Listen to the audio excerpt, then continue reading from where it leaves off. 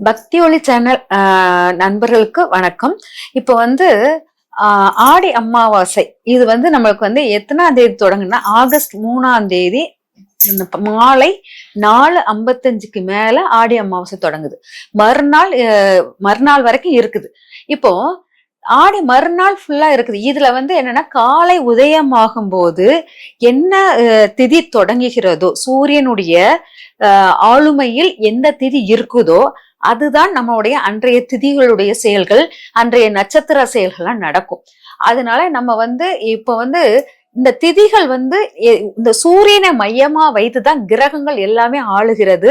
மனிதனும் சூரியனை மையமா வச்சுதான் இருக்குது. சூரியன் இல்லைன்னா எதுவுமே ஆளும் திறமை பெறாது. அப்போ சூரியன் எந்த கிரகத்தை, எந்த திதியை, எந்த நாளை, எந்த நட்சத்திரத்தை உதயமாகும் போது தொடுகிறதோ அதுதான் அன்றைய திதிகளையும் நட்சத்திரங்களையும் நாட்களையும் ஆளுகிறது அப்படிங்கறத எடுக்கிறோம். அப்போ சூரியனுடைய திதிகள் என்ன அப்படிங்கிறது, சூரியன் இப்போ நம்மளுக்கு நாள் சனிக்கிழமை ஆகஸ்ட் 3ஆம் தேதியே அமாவாசை தொடங்குது. அன்னைக்கு நைட்டு ஃபுல்லா அமாவாசை இருக்குது. ஆனால் நம்ம நைட்டு ஃபுல்லா அமாவாசை இருக்குது, அப்போ ஆகஸ்ட் 3ஆம் தேதி அமாவாசை கும்பிடலாமா அப்படின்னா இல்ல, கூடாது. ஏன்னா அதுக்கு காலையில் உதயம் சதுர்த்தசி. அந்த திதியில் நம்ம சூரியன் உதயமாகும் போது தொடர திதி சதுர்த்தசி. அந்த திதியை நீங்க கும்பிட்டீங்கன்னா அது அமாவாசை கணக்கில் வராது. சூரியன் எந்த திதியை தொடுது, காலையில மறுநாள் ஆகஸ்ட் 4ஆம் தேதி ஞாயிற்றுக்கிழமை காலையில் அமாவாசை திதியை தொடுகிறது சூரியன். அதுதான் அன்னைக்கு ஃபுல்லா ஆளும் திதியாக இருக்கும். ஆளும் நட்சத்திரங்களும் அதுவாதான் இருக்கும். அதனால எந்த திதியை தொடுகிறதோ அந்த திதி தான் நம்மளுக்கு ஆட்கொள்ளுது, நம்மளை ஆட்டுவிக்கிறது அப்படின்னு அர்த்தம். அதனால பௌர்ணமி அமாவாசை இதுல நிறைய குழப்பங்கள் என்னன்னா, எதுல இருந்து தொடங்குறதோ அந்த நாளை நைட்டு ஃபுல்லா அமாவாசை இருக்குது, நைட்டு ஃபுல்லா பௌர்ணமி இருக்குது, ஆனா மறுநாள் காலையில 10 மணியோட முடிஞ்சிருது. அப்படின்னா எனக்கு நைட்டு கிரிவலம் போக முடியாது அப்படிங்கிற. பௌர்ணமி காலையில தொடங்குற திதி, சூரியனை தொடும்போது உள்ள திதியை தான் ஃபுல்லாவே இரவு வரைக்கும் ஆக்டிவேட் பண்ணி விடும் அந்த சூரியனுடைய பவர். அதுதான் சூரியனுடைய வலிமை. அதனாலதான் அந்த சூரியனை மையமா வச்சுதான் லக்ன புள்ளி எல்லாமே எடுக்கிறோம். சூரியனை மையமா வச்சுதான் கிரகங்களே உருவாகுது. அப்படி இருக்கும்போது சூரியனை தொடக்கூடிய திதி மட்டும்தான் நம்மளுக்கு திதியாக இருக்கும் ஒழிஞ்சு நீங்க நினைக்கிற திதிகள் கிடையாது. அதனால ஆகஸ்ட் 4ஆம் தேதி சண்டே தான் அமாவாசைக்குள்ள வழிபாடு முறைகள் இருக்குது. அப்ப கும்பிட்டாதான் உங்களுக்கு சரியா இருக்கும். இந்த அமாவாசை வழிபாடு ஆடி அமாவாசை வழிபாடு இருக்கிற அமாவாசை வழிபாடுகள் மிகச்சிறந்த வழிபாடாக இது எடுக்கலாம். ரொம்ப சிறந்த வழிபாடு. இதுல பாத்தீங்கன்னா அமாவாசை வழிபாடு ஒவ்வொரு அமாவாசைக்கும் ஒவ்வொன்று நம்ம செய்வோம். அதாவது ஆடி அமாவாசையில என்னன்னா எண்ணெயில் பொரித்த பலகாரங்களை வைத்தல் மிக விசேஷமானதாக இருக்கும். நல்லெண்ணெயிலையோ இல்லாட்டா நல்ல நெய்யிலையோ செய்த எண்ணெய்களை, நல்லெண்ணெய் அல்லது நெய்யில், ஏன் நல்லெண்ணெய் நெய் இது ரெண்டு தான் செய்யக்கூடிய ஒரு எண்ணெய் பதார்த்தத்துக்கு செய்யணும் அதாவது நம்மளுடைய மூதாதைகளுக்கு. அதனால நல்லெண்ணெய் அல்லது நெய்யில கடலெண்ணெயோ ரீஃபண்ட் ஆயிலோ எதுவும் செய்யக்கூடாது. ஒரு 4-5 ஐட்டம் செஞ்சா கூட பரவாயில்ல, எண்ணெயில செய்யுங்க போதும். அது எண்ணெயில நல்லெண்ணெயிலையோ நெய்யிலையோ செய்யுங்க. செஞ்சுட்டு, ஏனால் அங்க 4ஆம் பாவத்தில் ஆடி மாசத்தில் குரு உச்சம், செவ்வாய் நீச்சம், சனிங்கிற கர்மா ஆக்டிவேட் பண்ற இடமும் அதுதான். அதனால அந்த நல்லெண்ணெய் அல்லது நெய்யில் பலகாரம் செய்தல் மிக விசேஷமானது. நீங்க அமாவாசைக்கு பயன்படுத்தும் எண்ணெய்களும் உணவு பதார்த்தங்களுக்கு நல்லெண்ணெயோ இல்லாட்ட நெய் தான் பயன்படுத்தும். கடலெண்ணெயோ ரீஃபண்ட் ஆயிலோ பயன்படுத்தாதீங்க. அது உடல் ஆரோக்கியத்தை கெடுக்கும் அப்படிங்கிறது ரொம்ப முக்கியம். அதனால அந்த எண்ணெயை பயன்படுத்தி இதுல ஆடி அமாவாசையில எண்ணெய் பலகாரங்கள் பொரித்தல், பணியாரம் செய்வாங்க, அதிரசம் செய்வாங்க, முறுக்கு சுடுவாங்க. இது எல்லாமே ஆடி அமாவாசைக்கு ரொம்ப விசேஷமானதாக இருக்கும். எப்படியாச்சும் அது எண்ணெய் பலகாரங்கள் வீட்டில் சமைத்தே ஆவாங்க ஆடி அமாவாசையில். அதனால அங்க அது ஒண்ணு வச்சுக்கலாம்.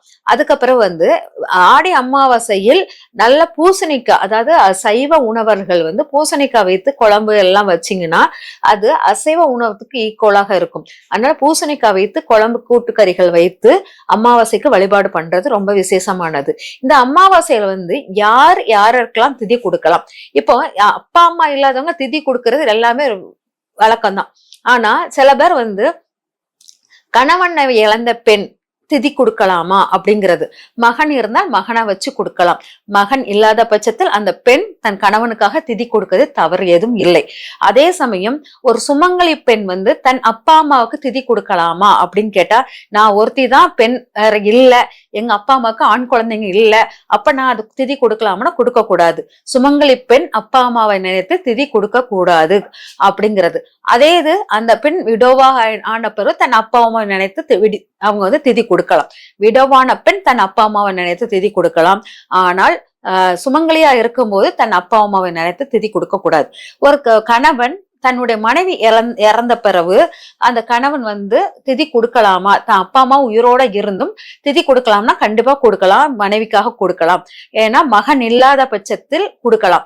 அப்பா கொடுக்கிறாருன்னு சொல்லிட்டு நான் எங்க அப்பா தான் திதி கொடுக்கறாரு எங்க அம்மாவுக்கு, அதனால நான் கொடுக்கலங்கிறது மிகப்பெரிய தவறு. அம்மாவுக்கு மூத்த பையனாகவோ இல்லாட்ட பையனாக பிறந்த கடமைக்காக அப்பா ஒரு பக்கம் திதி கொடுத்தாலும் நீங்கள் உங்க அம்மாவுக்காக கண்டிப்பாக திதி கொடுக்கறது ரொம்ப நல்லது. இது வந்து ரொம்ப திதி கொடுக்கறது மிக விசேஷம் இருக்கும். இதுல வந்து என்னன்னா அமாவாசையில எள்ளும் சாதமும் வைத்து தண்ணீர் கரைப்பது, அன்னமும் வைத்து தண்ணீர் கரைத்து தர்ப்பணம் கொடுப்பது மிக விசேஷமானது. பசுமாட்டுக்கு அகத்திக்கீரை கொடுப்பது அதை விட விசேஷம். இந்த காகத்துக்கு வந்து உணவு நெய் ஊட்ட சாதத்தை வைத்து, பச்சரிசி சாதம்னா மேக்சிமம் பண்ணணும் அமாவாசையில். வடித்த அதாவது புழுங்கல் அரிசி சாதத்தை யூஸ் பண்ணாதீங்க. பச்சரிசி சாதத்தில் வைத்ததை எல்லாத்துக்குமே, அதாவது தர்ப்பணம் கொடுக்கறதுக்கு, அப்புறம் பசுமாட்டுக்கு கொடுப்பதுக்கு, காகத்துக்கு எல்லாத்துக்குமே பச்சரிசி சாதத்தில் சிறிது காகத்துக்கு சிறிது நெய் கலந்து கொடுங்க.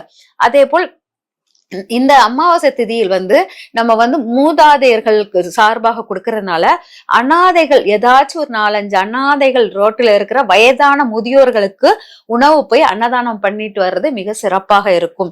அவங்களுக்கு உங்களால் முடிஞ்ச உடைகள் இதெல்லாமே அந்த சமயத்துக்கு கொடுப்பது உங்களுடைய வசதி வாய்ப்புகளை வந்து ரொம்ப பெருக்கி கொடுக்கும். அதனால அந்த மாதிரி பண்ணுவது மிக சிறப்பாக இருக்கும்.